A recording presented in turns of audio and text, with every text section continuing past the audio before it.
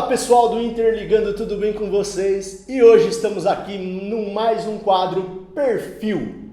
Hoje, com essa celebridade catanduvense do jornalismo e do rádio também catanduvense, Fernandinho Galhardo. Tudo bem, Fernandinho? Beto, prazer estar aqui com você, com a Roberta, interligando esse projeto que tende a ser um sucesso, falando de uma paixão de infância que sempre foi o rádio, né?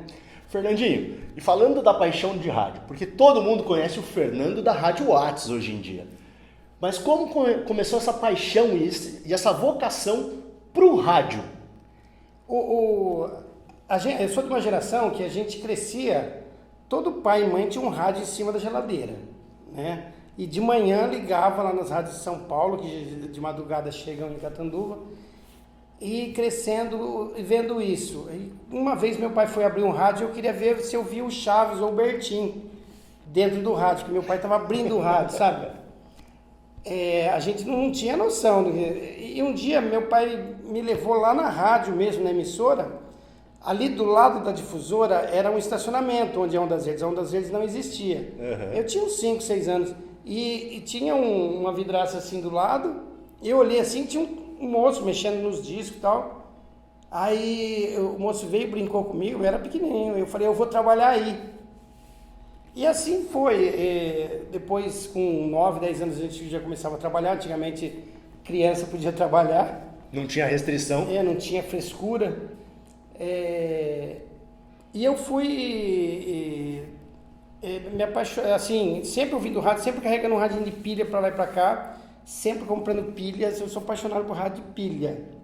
Que é alguns modelos que a gente tem aqui, que depois a gente vai mostrar cada um deles para vocês. E o rádio chegou até mim através do meu primo, que entrou na rádio difusora e falou, eles deixam aprender lá, né?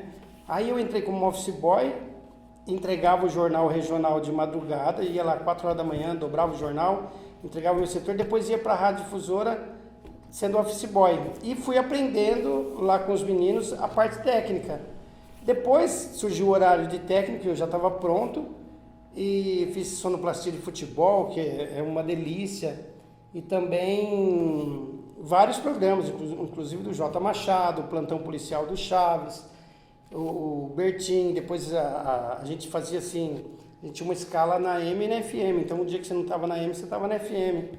Então era muito bom, e o ambiente de rádio, aquela parte chata da adolescência, a gente passou dentro do rádio, entendeu? Então, quando aprontava lá por lá mesmo, entendeu? Mas o rádio é uma parte maravilhosa da minha vida, que depois surgiu a necessidade de ir para São José do Rio Preto. Fui trabalhar com telecomunicações, trabalhei com rastreamento via satélite lá no início, quando o Nelson Piquet trouxe a Autotrack para o Brasil, e a gente aprendeu a rastrear via satélite, fiz curso de telecomunicações, mas o rádio sempre comigo. E nesse período que eu fiquei longe do rádio, eu me especializei em ouvir rádio. E para ouvir rádio, você precisava de aparelhos bons. Aí eu comecei a comprar, recolher, o pessoal jogava fora rádio de madeira. Eu acho que isso é legal da gente falar, porque nesse teu período em Rio Preto, mais da metade dos rádios que estão aqui, você consertou, né? Você Sim, pegou e consertou eles, sim, né? Tanto a parte de aparência quanto a parte técnica. Tive que aprender alguma coisa também para poder dar manutenção, porque poucas pessoas pegavam para arrumar esses rádios antigos. E nessa de me especializar em ouvir rádio, eu me correspondia com emissoras do mundo inteiro. Eu tenho correspondência lá do Vietnã, da Rádio Cairo, do Egito, e da Rádio Washington, da RDP de Portugal. Em 2003, eu contestei, através do rádio, a invasão do Iraque, como repórter. Eu mandei um e-mail para todo mundo falando assim, vocês não estão falando a verdade, vocês estão no Kuwait, vocês estão a 80 quilômetros de Bagdá, e tem um repórter lá que eu estou ouvindo no meu rádio, que ele está falando outras notícias. Chegou a ligar, emissoras importantes do Brasil chegou a ligar para mim, para perguntar como é que eu sabia daquelas informações. Eu falei, você tem um repórter lá no meio do Iraque, vocês estão a 80 quilômetros de lá, no Kuwait. Então, foram partes assim importantes da história que eu quis participar, entendeu? Falei em várias emissoras fora do Brasil, participando no ar do serviço português da Rádio China, que manteve um serviço português muito tempo. A Rádio Japão tinha serviço português com aula de português e japonês. Então era essa fase do rádio dos anos 90 e começo dos anos 2000, ainda a ondas curtas, que é chamada ondas curtas, é uma onda de rádio que ela dá volta no globo terrestre. Então você ouve emissoras do Japão aqui em Catanduva, um som local. Mas a gente precisa de um rádio específico para isso, né? Precisa desses rádios mais antigos, né, que tem a faixa de ondas curtas. Então, antigamente só tinha AM e ondas curtas, porque não era toda a cidade que tinha rádio. Então, o rádio tinha que ter um alcance maior. Então, você ouvia a Rádio Nacional do Rio de Janeiro. Então, você pegava em ondas curtas. Depois, com o advento do FM, as cidades foram tendo emissoras locais. Surgiu a Rádio Independência de Rio Preto, e aí a Ondas Verdes aqui em Catanduva. Então, cada cidade foi tendo a sua FM. Então, já não tem essa necessidade do rádio ter um alcance tão longo. Sim. Mas é muito gostoso. Se chama atividade DX, que é a atividade de ouvir rádio.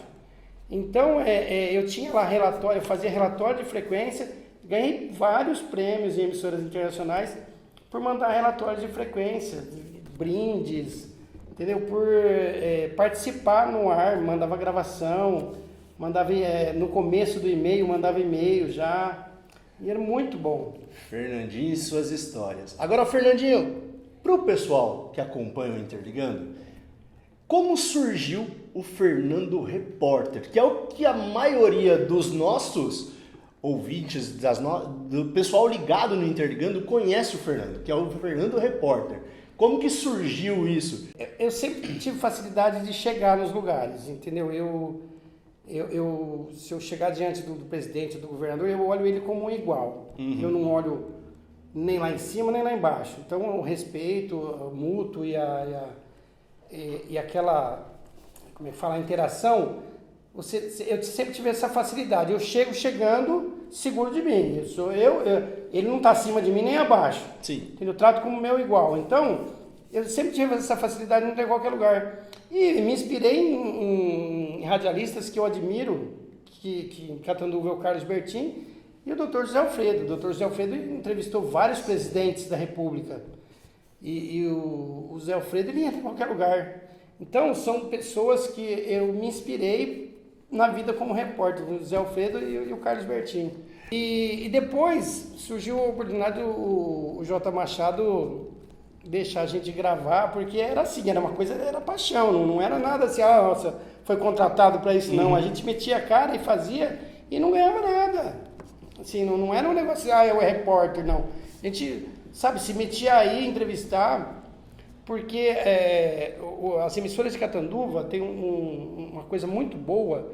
Antes de falar em inclusão, o Dr. Gerson Gabas, ele sempre deu oportunidade para todo mundo.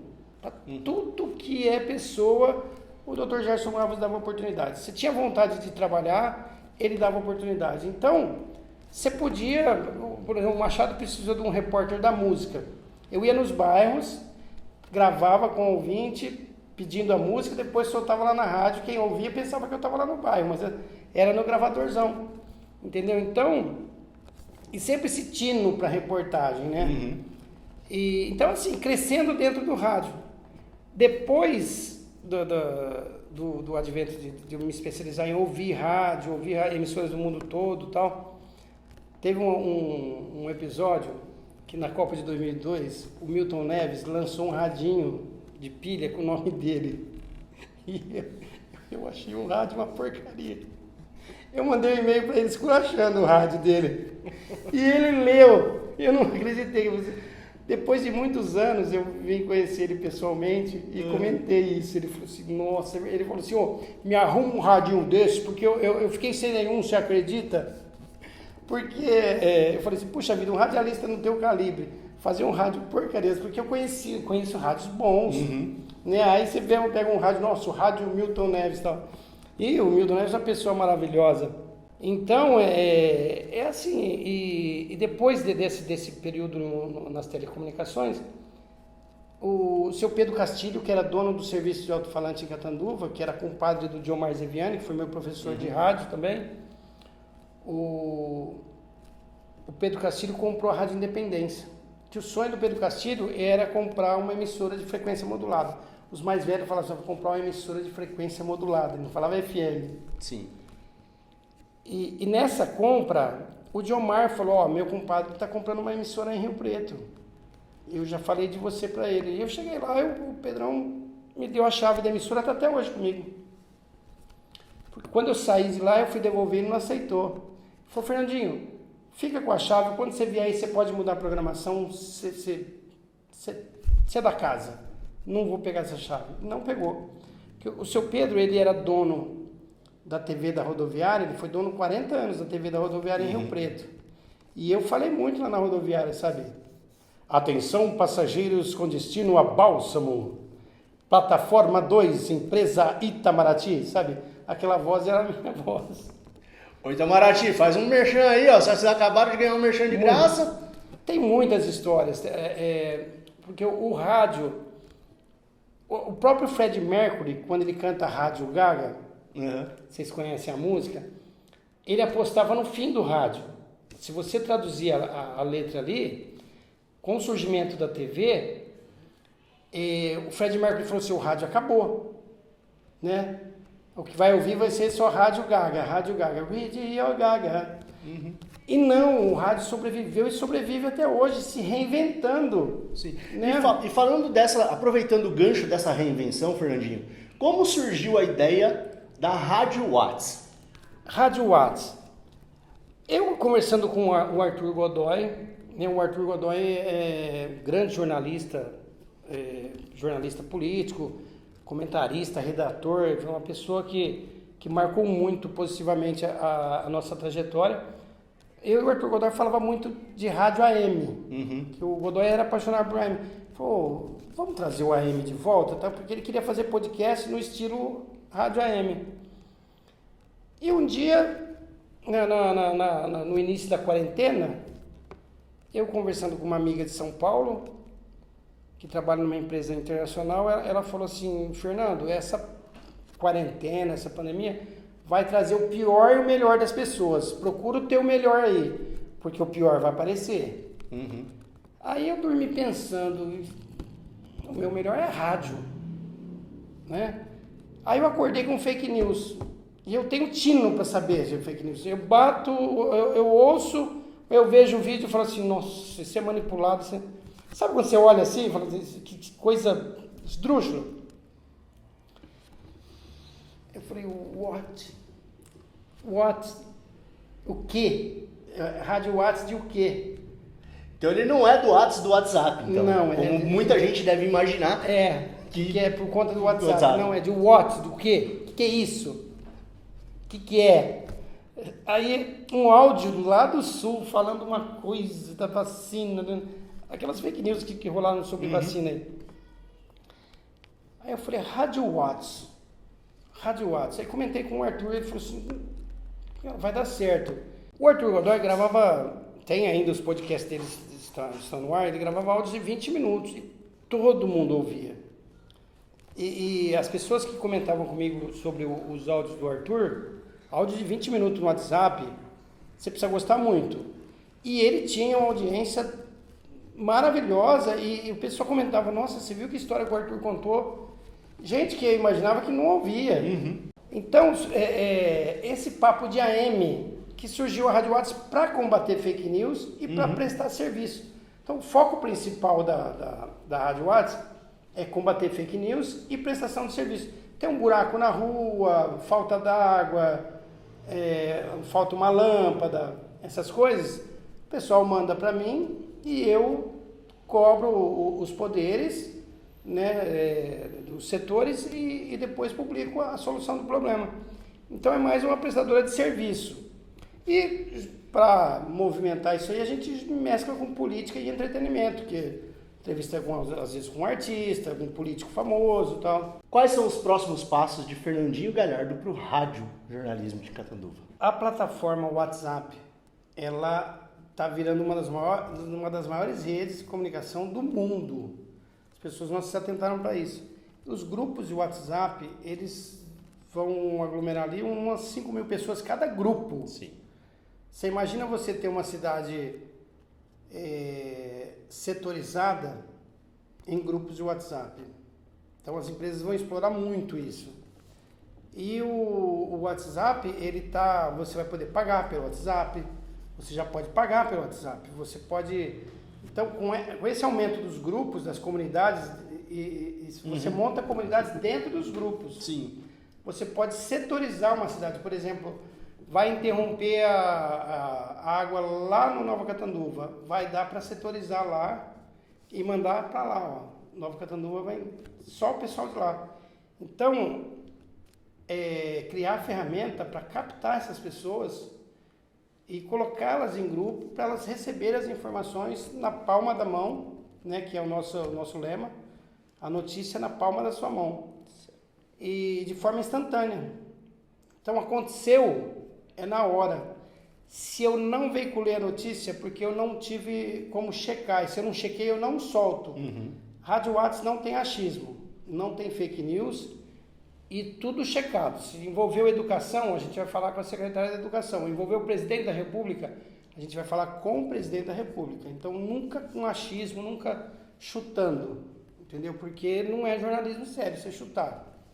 Né? Você vai chutar no futebol, mas não no jornalismo. Então é isso. A seriedade, a credibilidade e a seriedade vem de você não cometer essas gafes de soltar, se empolgar com uma informação e sem checar. Entendeu? A gente já viu gente grande aí divulgando coisas, depois era fake news. Entendeu? Então isso é inadmissível para um comunicador. Sabe, soltar uma notícia... Então, deixa eu só entender. O que você imagina é que a Rádio WhatsApp se torne uma grande comunidade para que a gente possa atingir a população mais setorizada possível para aquela informação. Ó, hoje eu alcanço 5 mil pessoas em 2 horas. A ideia até o final do ano, umas 20 mil pessoas em 2 horas. Perfeito. Entendeu? E isso é captar pessoas para participarem dos grupos. Divulgar o link da Rádio WhatsApp. A gente sai em revista, na revista e DVD, você coloca a câmera no anúncio da Rádio WhatsApp, você automaticamente vai para o grupo da Rádio WhatsApp, entendeu? Então, a gente vai divulgar o QR Code em muitos veículos aí, para vocês poderem acessar a Rádio WhatsApp. E para você que está acompanhando no YouTube, na descrição do vídeo tem um link da Rádio WhatsApp para você entrar. Vamos voltar na história do rádio, vamos mostrar alguns desses rádios que você trouxe para o nosso pessoal. Eu quero ver aquele lá que você estava mostrando um pouco antes nos bastidores. Esse rádio aqui é um Zenith. Esse rádio é feito em 57 em Chicago, a fábrica da Zenith, e funcionando. Entendeu? Então, ele tinha apelido de corujinha no Brasil, porque ele parece uma coruja mesmo. Dá uma olhada na capinha dele, essa capinha original, né, de 1957. Ele parece mesmo uma corujinha no toco, né? Aí. Então, é um rádio americano, muito bom, e nunca passou por oficina. Você imagina um rádio de 1957 funcionando, só que ele tem uma coisa, ele só é AM. Porque na época só existia a AM é ondas curtas, então eles faziam um rádio portátil AM. Só tem um canal. É o liga e desliga e sintonia. Mas e aquele maiorzão ali, Fernandinho? Esse maiorzão aí, que eu sei que ele tem uma história também. Esse aqui é uma época que a Philco não estava com a Ford ainda, foi uma época anterior. Vocês estão vendo no insert aqui que ele tem uma abertura por trás, que a gente tá visualizando, e ali atrás a gente está vendo que tem um manual dele explicando como é que você usa o rádio. Que da hora. É impressionante a gente pensar que antigamente as pessoas precisavam de manual para entender como ele funcionava, né? Sim, os celulares eles pararam há pouco tempo de vir manual porque ele é totalmente interativo, ele é intuitivo, né? Sim. Mas o rádio não era diferente disso. Então, esse fio foi feito no Brasil para concorrer com o Zenith Transoceanic, porque o Zenith ele era muito caro. Então você precisava ter muito dinheiro para ter um Zenith. O Zenith Transoceanic ele veio valvulado, depois ele veio transistorizado E foi um rádio melhor do que o outro, a Zenith fez.